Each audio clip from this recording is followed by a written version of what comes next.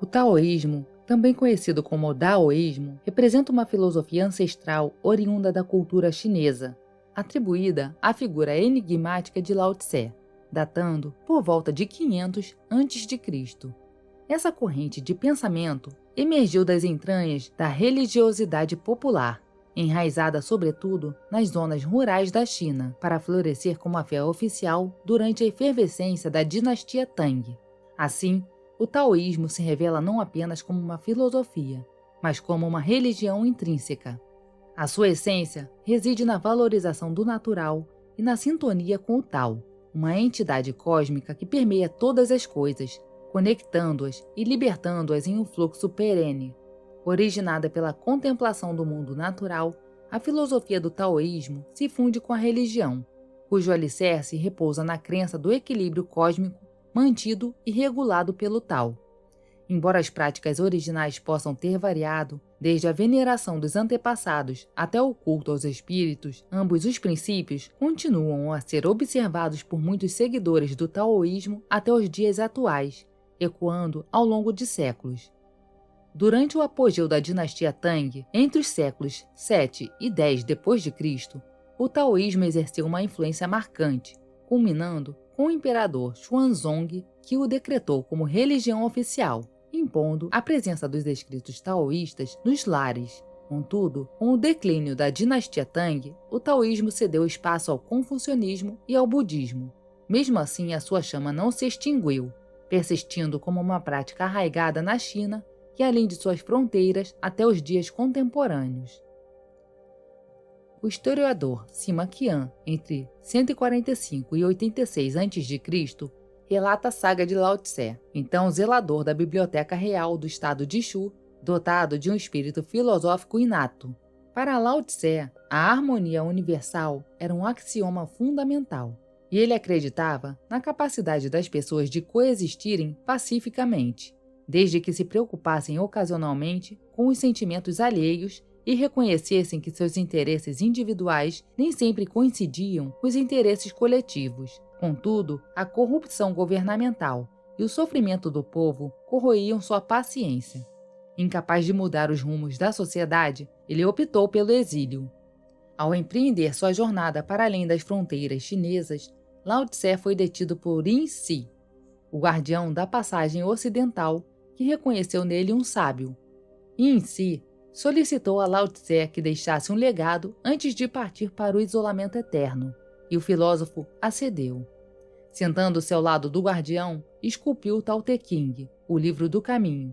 Parou apenas quando sentiu que sua missão estava cumprida, entregando o livro a Yin Si antes de desaparecer.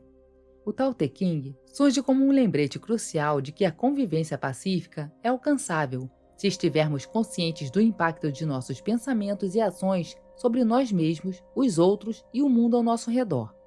Longe de ser uma escritura convencional, é uma obra poética que delineia a simplicidade de seguir o Tao e viver em harmonia consigo mesmo, com os demais e com as vicissitudes do mundo.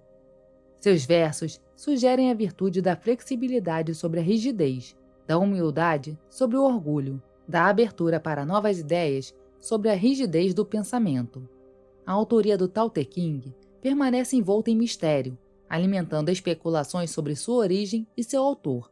Talvez não tenha sido Lao Tse quem o escreveu na passagem ocidental. Independentemente da autoria ou da época, o cerne da mensagem permanece inalterado.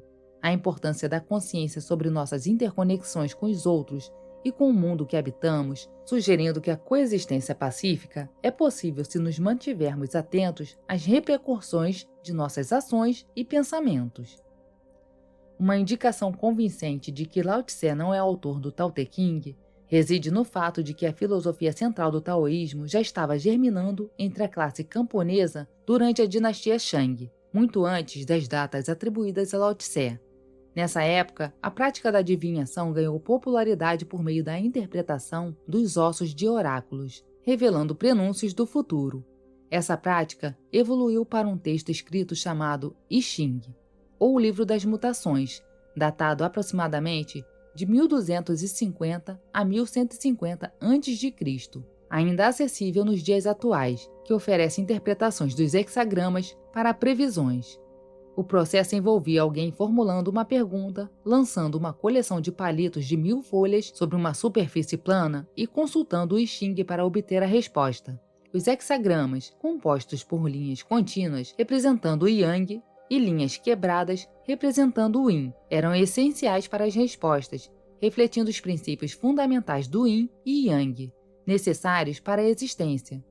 Embora o taoísmo e o Tao Te Ching não estivessem inicialmente associados ao símbolo do Yin e Yang, eles incorporaram esses princípios em sua filosofia. A busca pelo equilíbrio, representado pelo símbolo do Yin e Yang, é uma expressão central do taoísmo. Esse símbolo, representando opostos em harmonia como escuridão e luz, passividade e agressividade, feminino e masculino, reflete a visão de que tudo na natureza está interligado e harmonioso. O taoísmo, portanto, incentiva as pessoas a aceitarem e viverem em conformidade com essa harmonia natural. Outros textos chineses pertinentes ao taoísmo incluem o Shao Tzu, também conhecido como Zhuangzi, escrito por Zhuangzi por volta de 369 a 286 a.C., e o Daozang das dinastias Tang e Song, compilado no final da dinastia Ming. Essas obras compartilham uma base comum de observação da natureza e a crença na bondade intrínseca do ser humano, enfatizando a virtude sobre o vício. Segundo os princípios do taoísmo, não há pessoas más, apenas comportamentos inadequados. Com a educação e orientação adequadas sobre o funcionamento do universo, qualquer um pode viver em harmonia com a Terra e com os outros. Essa filosofia ressoa com o conceito de logos dos estoicos romanos, como Epícteto e o Marco Aurélio, que viam o logos como uma força da razão. Para eles, nada que estivesse em conformidade com o logos poderia ser considerado ruim, apenas as interpretações humanas tornavam as circunstâncias boas ou ruins. O taoísmo ecoa essa ideia, afirmando que nada é intrinsecamente mal. É apenas a nossa perspectiva que atribui valores às experiências. Segundo o taoísmo, todas as coisas ocorrem dentro do fluxo natural do Tao e, portanto, são naturais. Ao contrário do budismo, que se originou na Índia e se difundiu pela China, o taoísmo emergiu das observações e crenças do povo chinês, refletindo sua compreensão do universo. Os princípios do taoísmo exerceram grande influência na cultura chinesa por serem uma expressão genuína do entendimento chinês do mundo. A ênfase na harmonia e equilíbrio da existência se alinha bem com a filosofia igualmente popular do confucionismo, também nativa da China. Embora o taoísmo e o confucionismo concordem quanto à bondade inata dos seres humanos, diferem em como promovem essa bondade e incentivam ações altruístas. A filosofia do taoísmo floresceu como uma religião entre as classes camponesas durante a dinastia Shang, que mantinha uma estreita relação com a natureza. Suas observações meticulosas do mundo natural moldaram sua cosmovisão, incorporando o conceito de eternidade. Ao testemunharem a renovação cíclica da vida na primavera, árvores aparentemente mortas voltando à vida e a grama brotando novamente, concluíram que a morte não era o fim, mas sim uma transição para uma existência contínua em outro lugar. Acreditavam que os ancestrais falecidos perduravam em outro plano, ainda presentes e honrados pelos deuses. Esse entendimento ecoava no confucionismo, onde a reverência aos antepassados era uma prática central. O culto aos ancestrais tornou-se uma faceta dos rituais taoístas, embora o Tao Te Ching não o endossasse integralmente. Além disso, a reverência pela natureza e pelos espíritos naturais, reminiscente do shintoísmo japonês, tornou-se uma característica distintiva das práticas taoístas. Apesar das semelhanças fundamentais entre taoísmo e confucionismo, suas diferenças são marcantes.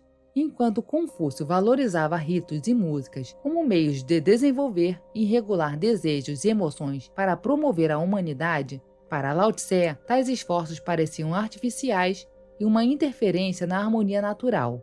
Enquanto Confúcio advogava pela organização e regulação para alcançar a perfeição, Lao Tse defendia permitir que as coisas seguissem o seu curso natural até alcançarem sua plenitude.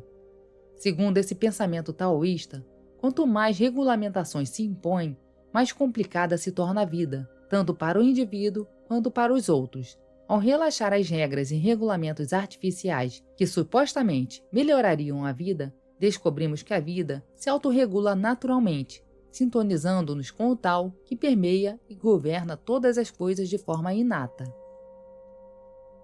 No entanto, essa crença na fluidez do tal não se traduz diretamente nos rituais taoístas. Embora os rituais da prática taoísta estejam fundamentados na compreensão do tal, eles foram influenciados por práticas budistas e confucionistas, tornando-se nos dias de hoje por vezes bastante elaborados. Cada oração e encanto que compõem um ritual ou festival taoísta devem ser recitados com precisão, e cada etapa do ritual deve ser observada meticulosamente. Os festivais religiosos taoístas são conduzidos por um grão-mestre, uma espécie de sumo sacerdote que preside as celebrações, que podem durar de alguns dias a mais de uma semana. Durante o ritual, tanto o grão-mestre quanto seus assistentes devem realizar todas as ações e recitações de acordo com a tradição. Caso contrário, seus esforços serão em vão. Esse é um desvio interessante do entendimento taoísta convencional de seguir o fluxo e não se preocupar com as regras externas ou práticas religiosas elaboradas.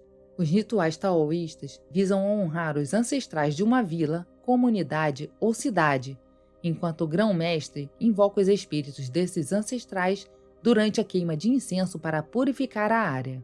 A purificação é um elemento crucial em todo o ritual, transformando o espaço comum da vida cotidiana em um espaço sagrado para facilitar a comunhão com os espíritos e os deuses. Geralmente, 4 assistentes auxiliam o grão-mestre em diversas funções, como música, dança sagrada ou leitura.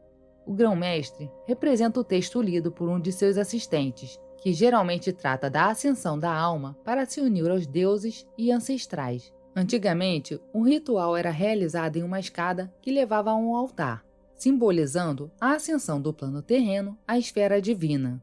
Atualmente, o ritual pode ocorrer em um palco ou no solo, mas ainda é entendido que o grão-mestre está ascendendo através do texto e das ações realizadas. O altar desempenha um papel crucial no ritual, sendo considerado o local onde o mundo terreno se encontra com o divino. As famílias taoístas mantêm seus próprios altares privados, onde oram e honram seus ancestrais, espíritos domésticos e os espíritos de sua comunidade. O taoísmo encoraja o culto individual no lar, enquanto os rituais e festivais servem como eventos comunitários que unem as pessoas. No entanto, não devem ser equiparados às práticas de culto de outras religiões, como frequentar uma igreja ou templo. Muitos taoístas adoram em casa, sem participar de festivais.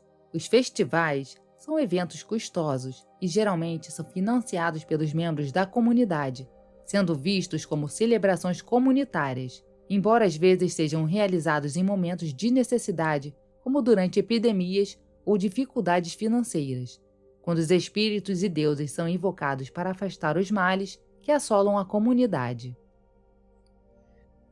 O impacto do taoísmo na cultura chinesa é profundo, remontando à dinastia Shang e além. A noção de interconexão entre todas as coisas e pessoas encontrou expressão nas artes, refletindo a compreensão do lugar de cada um no universo e suas responsabilidades mútuas.